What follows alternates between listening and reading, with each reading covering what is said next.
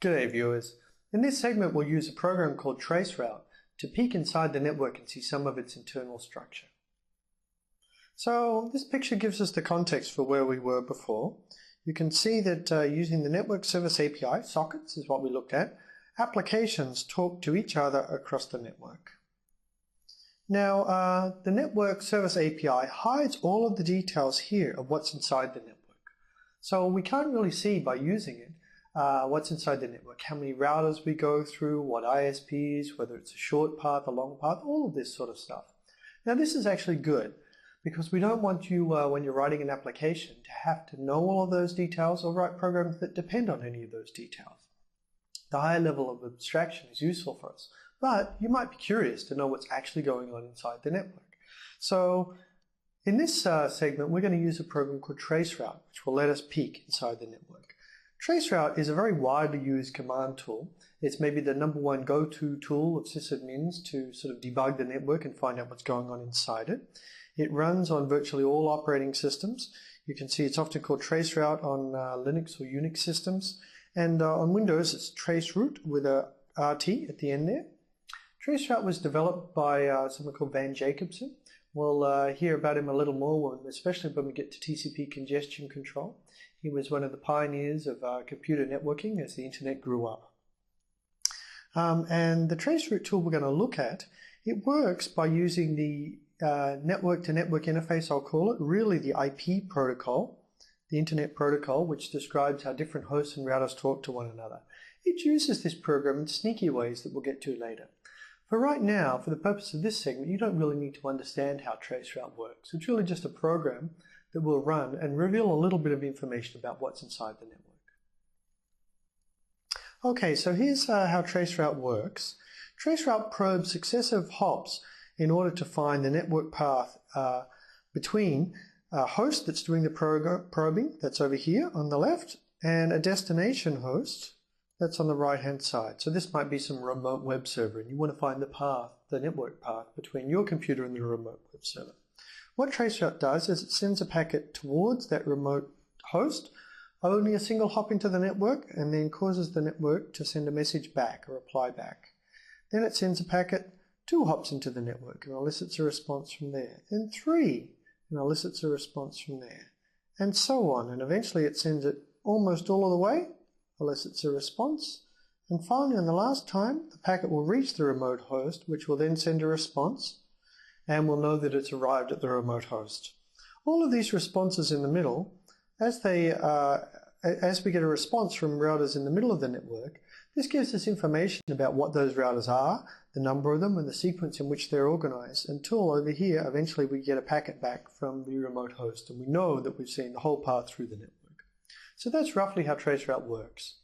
Here's a picture where I've just cleaned up some of those. I've cleaned up some of that figure. And as I say, we'll go into more of the details about how Traceroute uses IP to do this later on, but for now, just suspend disbelief and imagine you have this tool that you can run. I'm actually in Barcelona right now, so let's try and find out what path is used in the network as I send packets from here to the web server at the University of Washington. Let's enter a command and we'll enter a traceroute.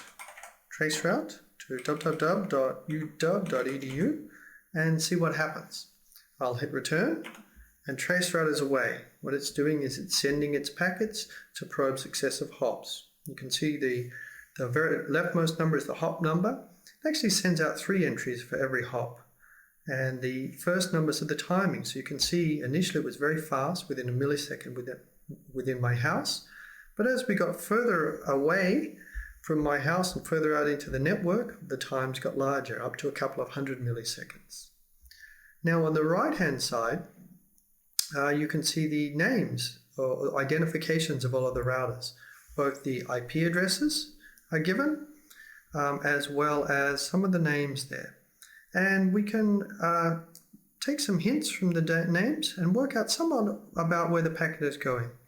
Some of those names have Telefonica in it, so it looks like it goes through the Telefonica network. And it looks like it goes through the level 3 network. You can see San Jose there, as well as Seattle later on. And eventually it arrives in some computers at Washington. On hop number 17, we see stars back. the network actually wouldn't return any information for what was at hop 17. Something must have been there, but whatever it wasn't telling us because it's not required to implement Traceroute. Okay, so now in this slide I've taken the same information as from our example before and just laid it out a little differently to try and show you the path between my computer and the destination that I was probing. Here I call it www.uw.edu, even though in the traceroute at the end we actually saw that the name of this that name was an alias for this other computer's name, www.1.cac.washington.edu. Now I'll point out here that the ISP names and places in the middle are just educated guesses based on the information returned from Traceroute. It gives the IP address and a translation into a host name from which we're making guesses about the ISPs. So we could see that after one hop we were still inside the home network here. We came back and this was quick. For the first 3 hops or so we're inside some network called TDE. Not sure exactly what that is, you could Google it. I think that's some internal Telefonica network. Actually, I'm guessing the end of that was probably we were still in Barcelona from the BCN here. That stage, it looks like we went through a network, the Telefonica network, for 4 hops. It looks like we entered it, or shortly after we entered it, we went to New York City, and the round trip time here had gone up to about 100 milliseconds. That's maybe consistent with Barcelona to New York City. We're no longer just in Barcelona, we've gone further afield. But after 4 hops or so, it looks like we emerge in another network, this time called level 3. Sorry, they're level 3. And it looks like we enter that network in San Jose and then go through the level 3 network for 6 hops. By this time, the round trip time is rising. You can see here, I think it rose to about 180 milliseconds. This is just an estimate once again, as we went from New York all the way through the network to San Jose. So now we're on the west coast of America. We're getting close to Seattle, but we took 6 hops through level 3. And at that stage, we arrived somewhere in Seattle, and we actually went through a network called the PNW Gigapop.